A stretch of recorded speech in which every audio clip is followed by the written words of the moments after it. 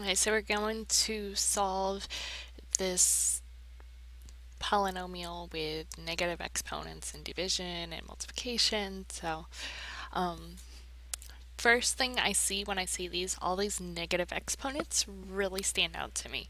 So I like to get rid of the negative exponents before I do anything else with the problem.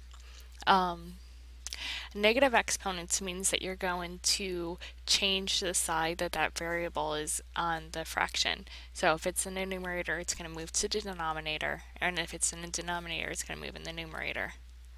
So let's go ahead and get started with those negatives. Let's see, m squared, m is squared is positive, so that stays where it is. N to the negative 2, that's a negative exponent. So that means that n is now going to go from the numerator to the denominator, so that's going to hang out down here now. Okay, so that's that numerator. Down in the denominator, we have 3. N to the fourth has a positive exponent, so it stays where it is. And then that m squared, or m to the negative 2, it's a negative exponent, so again, that one flips sides. So that one's going up here. And we'll combine our like terms in a moment. But first I want to take care of these negatives. Okay? For our next one, 6p cubed is a positive exponent, so it stays where it's at. Then the denominator 3p cubed, again, is another positive. And then n to the fifth is a negative, so it's going to switch from the denominator to the numerator. Alright, so now all of our negatives are gone. While I was working with the negatives, I noticed that there were some places I can cancel. So I noticed that I had a p cubed here and I have a p cubed here. Since I have the same exact term on the top and the bottom of a fraction, they're going to cancel each other out. So those ones completely disappear. Okay. So the next step, I'm going to start combining things I notice I can combine right away. In the numerator of my first fraction, I have m squared times m squared. So when you are multiplying the same variable, you actually add the exponents. So this is going to be m to the fourth. I'm going to move the 3 out front in the denominator, and then I have n squared times n to the fourth. So again, I have the same variable, and I can add those exponents because I'm multiplying them. So this is going to be n to the sixth. And let's simplify the second rational expression. So we have, there's only one variable here, and it's n to the fifth. Now, I also notice I have a constant. I have a 6 on the top and I have a 3 on the bottom. I can go ahead and divide those now. So 6 over 3, I can simplify that to 2 over 1. Okay.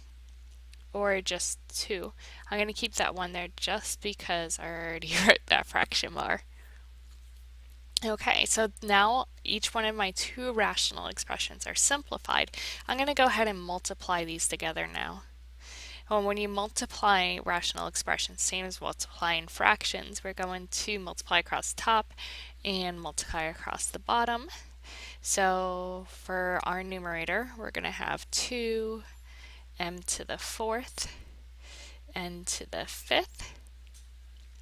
In our denominator, 1 times anything is itself, so our denominator is just going to be 3 n to the sixth.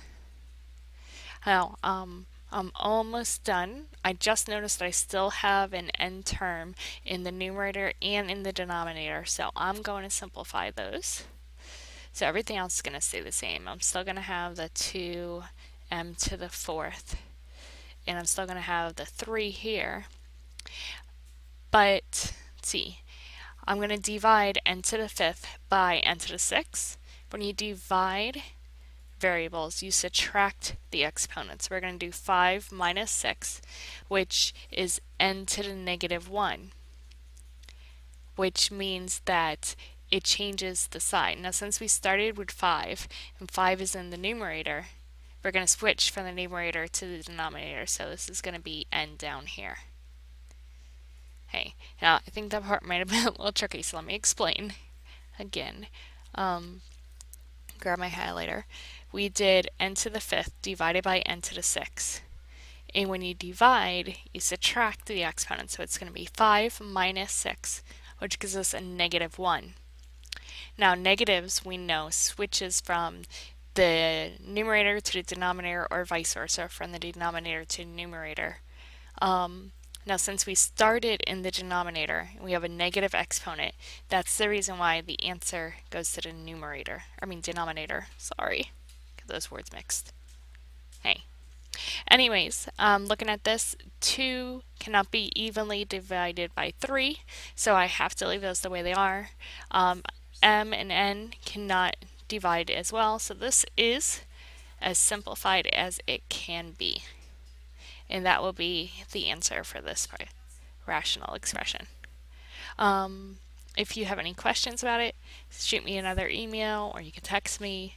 But I hope this helped. Thanks.